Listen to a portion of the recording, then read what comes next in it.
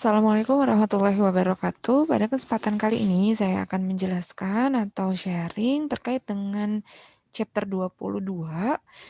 Itu adalah Accounting Changes and Error Analysis dari buku Intermediate Accounting, IFRS Edition, edisi ketiga dari Kiso dan kawan-kawan. Adapun beberapa bahasan ada terkait perubahan akuntansi, perubahan estimasi akuntansi. Namun pada video kali ini saya akan berfokus kepada perubahan akuntansi yang efeknya akan dibukukan dengan pendekatan retrospective method. Oke, jadi sebenarnya untuk jenis dari perubahan akuntansi sendiri itu ada dua, terkait dengan kebijakan akuntansi dan juga estimasi akuntansi. Jadi kenapa kedua hal ini perlu? Karena memang harus ada perlakuan akuntansi yang nantinya atau adjusting journal entry yang diperlukan atas beberapa kasus tersebut gitu. Nanti kita lihat satu persatu bagaimana dampaknya, harus lihat kasus per kasus.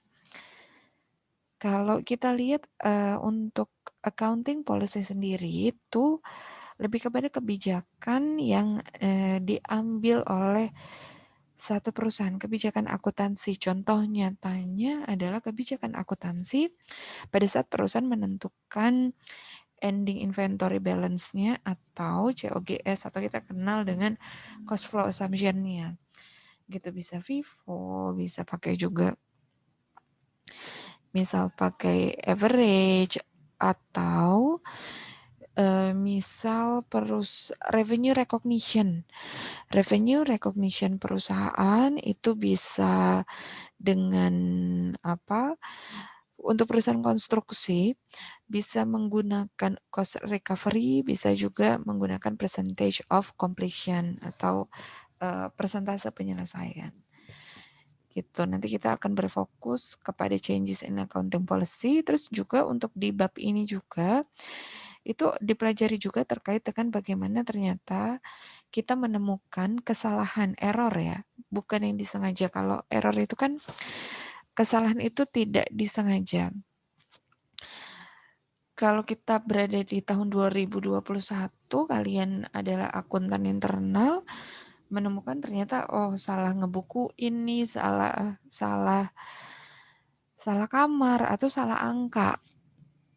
Gitu padahal di 2021 tetapi atas kesalahan 2020 atau bahkan 2019 itu bagaimana. Itu akan dipelajari treatmentnya di chapter 22 juga. Ya contohnya seperti ini ya.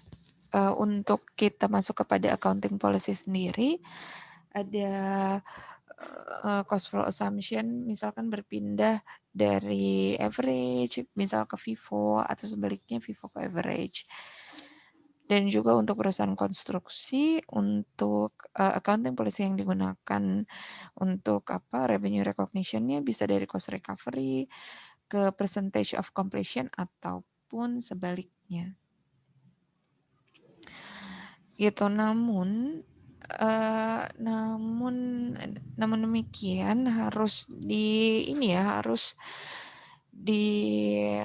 harus dipertimbangkan juga mengapa ada perubahan tersebut. Artinya kita sebagai seorang akuntan itu jangan sampai gitu akan menghindari kayaknya pajak korporasinya akan lebih besar nih kalau pakai accounting policy yang seperti ini. Itu tidak, karena untuk mengubah satu accounting policy ke accounting policy lainnya itu pastinya harus ada dasarnya. Kalau ketemu perubahan accounting policy sendiri, nanti untuk treatment akuntansinya bisa perubahannya bisa currently, bisa saat ini saja tanpa kita mengubah laporan-laporan keuangan terdahulu. Gitu. Jadi efeknya yang ibaratnya yang lalu biarlah berlalu gitu. Kalau misalkan memang perusahaan kita sudah berlangsung 3 tahun. Pada tahun keempat mau mengubah kebijakan akuntansinya. Kita anggap 3 tahun ke belakang ya sudah. Jadi sekarang saja kita ubah. Kita diubah seperti itu. Kalau retrospektif itu efek-efek perubahan 3 tahun yang lampau. Kalau ada terkait dengan net income itu akan diperhitungkan. Jadi retrospektif itu tuh melihat ke belakang ada nggak sih efeknya yang perlu dibukukan juga. Jadi benar-benar kita cari. Kalau prospektif nanti ke depannya saja. Maksudnya untuk periode mendatang baru diperhitungkan. Gitu. Baru kita jalankan saja sesuai dengan accounting policy yang baru. Nah, kita pakai yang retrospektif dulu. Untuk retrospektif accounting approach sendiri, di sini fokusnya lihat adjust its financial statement. Jadi untuk ketika perusahaan memilih untuk mengubah accounting policy-nya, jadi perusahaan akan mengadjust financial statement-nya for each prior period. Jadi untuk berlaku mundur setiap periode laporan keuangan terdahulu itu harus di-adjust juga, dan ini efeknya nomor 2. Ketika nomor 1 di-adjust dan itu akan berdampak pada net income, berarti nomor 2 itu juga akan berdampak kepada return earning. Kenapa? Karena kan memang kalau kita sekarang mengubahnya tahun sekarang, berarti kan tahun-tahun terdahulu sudah tutup buku. Expense-nya sudah di-close, revenue-nya sudah di-close. Kita tidak bisa gitu mengubah expense-nya revenue yang tahun lalu di tahun sekarang, di tahun berjalan, tidak bisa karena memang periode akuntansinya sudah tutup gitu. Jadi mau tidak mau kita akan mengubah return earning-nya. Itu ada di efek di nomor 2 gitu. Oke, langsung masuk ke ilustrasi contohnya. Jadi ini ada Denson. Dia awalnya memakai metode untuk revenue recognition, yaitu cost recovery atau zero profit. Ini kalian pelajari waktu revenue recognition ya, di 2019. Kemudian perusahaan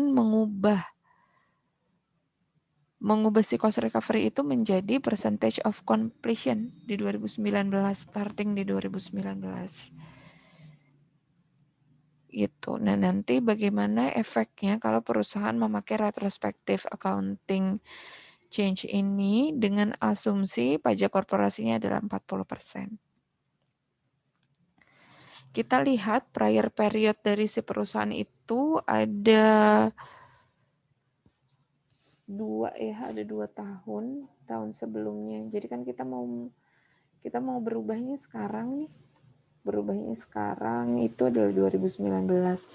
Periode terdahulunya berarti 18 dan 2017. Kita lihat di sini. Income before income tax-nya, laba sebelum pajaknya ya. Itu ada 400.000 di 2017, di 2018 160.000, di 2019 ada 190.000. Kalau pakai cost recovery. Nah, nanti dikurangi sama net income-nya 40% dari income before tax, sehingga nanti dapat net income-nya di sini. Bisa dilihat sendiri masing-masing dari angka net income-nya ya. 3 tahun berturut-turut untuk Denson memakai cost recovery. Nah, sementara yang mau tidak mau kalau misalkan memang pakai retrospektif ya kita harus menghitung berapa net income perusahaan kalau menerapkan kebijakan akuntansi yang baru, yaitu percentage of completion. Dalam hal ini sampai Dia harus dibuat sampai 2017 karena prior periodnya itu dia beroperasi dari 2017. Gitu ya datanya. Bisa dilihat di sini net income-nya menjadi 360 di 2017, 2018 108, 2019 120. Jadi kita akan gunakan percentage completion mulai 2019 menurut ilustrasi soal. Yang harus dibuat pertama kali adalah kalau kita lihat kan terjadi perbedaan kan. Di 2017 terjadi perbedaan di mana net income accounting policy yang mau kita adopt di 2007, kalau kita lihat 2017 saja menghasilkan net income yang lebih besar. Begitupun juga dengan 2018 dan 2019. Ternyata kalau pakai completion method itu setiap tahunnya revenue-nya lebih besar. Sementara gimana dong kalau pakai retrospektif itu kan efek yang lalu itu kan harus kita pertimbangkan, harus kita benerin, harus kita adjust sesuai dengan teori yang di sini. Maka kita mulai dari pre-tax income-nya dulu, laba sebelum pajaknya dulu ya. Kita hitung nih, yang di prior to 2018 itu maksudnya tahun 2017. Kita hitung 2017, 2018, dan juga 2019, kita masukkan laba sebelum pajak semua. Kita bandingin antara yang baru paling kiri ya, percentage completion, yang kanan cost recovery.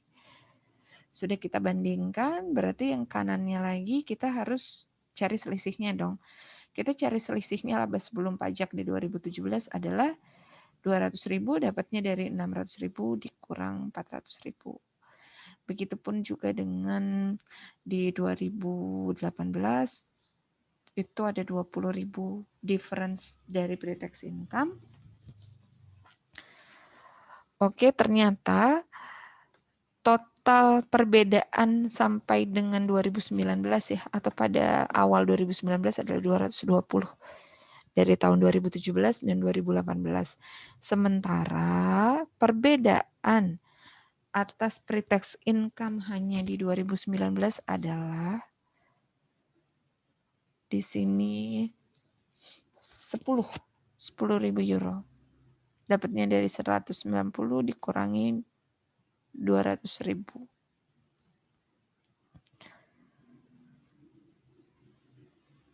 Itu kan pre-tax income-nya, karena di sini kita ada pajak korporasi, kita harus lihat juga efek pajaknya. Efek pajaknya kita lihat, tiap-tiap difference-nya kita kalikan 40%. Ya, di sini ada 80 untuk tahun 2017, 40% kali 200, di 2018 40% kali 2000 dapatnya 8.000, di 2019 40% dikali 10.000 adalah 4.000. Kita dapat selisih dari pre-tax income dikurangi dengan tax effect, dapatlah income effect yang sudah bersih dari pajak. Tahun 2018 200.000 kurang 80.000, 2018 tadi 2017 ya, 200.000 dikurang 80.000, 2018 20.000 dikurang 8.000, 2019 10.000 dikurangi dengan 4.000, itulah income efek yang sudah bersih dari pajak gitu. Kalau kita tadi lihat lagi ternyata kalau kita hitung, ternyata kalau pakai percentage of completion itu lebih tinggi net income-nya. Kalau lebih tinggi terus gimana? Kalau pakai retrospektif, ingat retrospektif berarti kita harus ubah dari yang dulu-dulu. Gitu, kita harus anggap ya memang laba kita harus lebih besar karena kita pakai retrospective approach. Gitu. Jadi bagaimana kita sudah punya angka di ilustrasi 22.2. construction in process-nya itu kita ambil dari angka 220 yang merupakan ini ya, selisih dari pre-tax income-nya. Jadi kita masukkan dia sebagai construction in process, masukkan ke aset di sini, udah, kemudian debitnya 220. Nah, untuk 132 ini kita masukkan ke return earning. Tadi saya sudah katakan bahwa kita tidak bisa lagi masuk ke revenue karena revenue yang terdahulu kan sudah di close. Sehingga ada pun upaya untuk menambah si revenue yang terdahulu di tahun yang sekarang kita pakai return earning. Nah, sementara tax effect-nya sendiri 88.000 itu kita masukkan ke deferred tax liability gitu. Jadi ada pajak kewajiban pajak tangguhan. Iya, kenapa? Karena ternyata si net income dengan percentage of completion kan lebih besar. Sementara yang dulu-dulu kita pakai si cost recovery itu net income-nya lebih kecil. Sehingga kita untuk mengadop percentage of completion ini kita ada punya kewajiban pajak tangguhan seperti itu. Ini akan di-entry pada beginning of 2019 gitu ya. Di 2019 yang akan kita perhitungkan hanya yang tahun lalunya saja kan karena kita bergerak di 2019. Jadi efek yang kita perhitungkan adalah 2017 dan 2018 itu dengan ilustrasi 22.2. Sekarang bagaimana dengan return earning kita ya?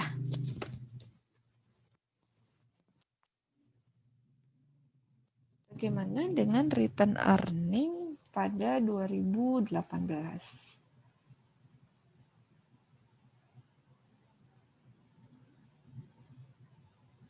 Karena kita kan harus mengubah juga komparasi. Kalau kita menyajikan 2019, 2018-nya juga harus kita ubah angka laporan keuangannya karena kita retrospektif gitu. Jadi kita lihat return earning kalau kita sebelum perubahan ya kita masih pakai cost recovery. Return earning akhir kita pada 2018 adalah 1.696.000. Seperti ini. Nah, tetapi harus kita ubah ya. Return earning akhir kita. Kita harus lihat bahwa 2017 itu ada efeknya. Itu ada efek yang harus kita perhitungkan. Jadi seperti ini. Return earning awal kita di 2018 kalau pakai cost recovery adalah 1.600.000. Bisa dilihat di ilustrasi 22.4. Return earning awal Januari 2018 sama saja dengan return earning akhir 2017. Oke. Kita dapat 1.600.000, kita bandingkan dengan return earning percentage of completion. Didapat di soal bahwa return earning kalau kita pakai percentage of completion adalah 1.720.000. Berarti perbedaan return earning-nya hanya dari 2017 saja adalah 120. 120 inilah yang akan kita perhitungkan di 2018.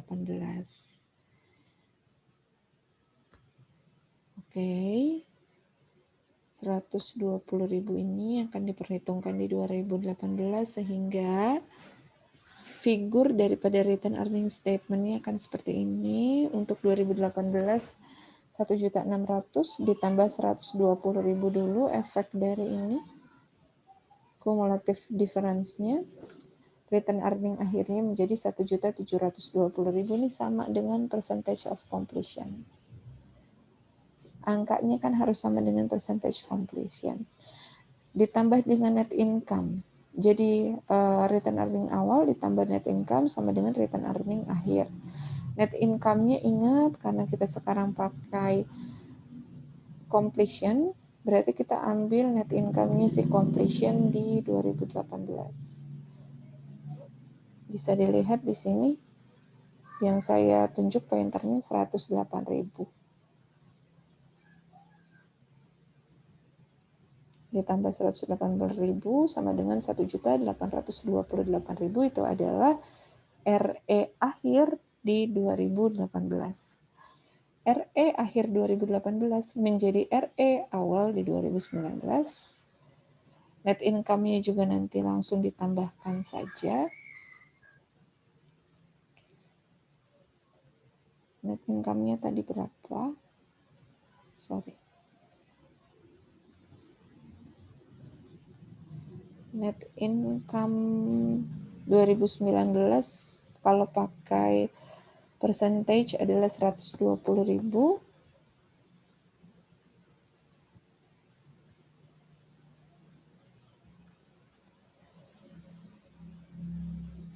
Betul ya, 120.000.